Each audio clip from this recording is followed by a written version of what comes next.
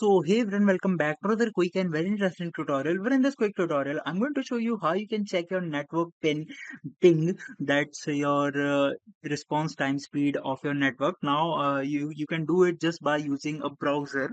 Now in order to do it, just simply open any of the browser you have. You can do the same steps from your smartphones as well. Now here, all you need to do is to just simply search for ping test online. When you search it, open this first website that appear right in front of you, that's ping test. Now just simply hit this start button and it will take some time to uh, to test your current ping, the real time ping. You can check the results here as well, the maximum, the minimum, the average, and everything else.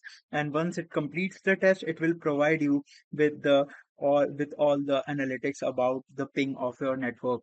Alright, so that's it for this tutorial. I hope this video will be helpful for you. Make sure to hit the like button and subscribe button for more such helpful and interesting tutorials. See you in the next one. Take care.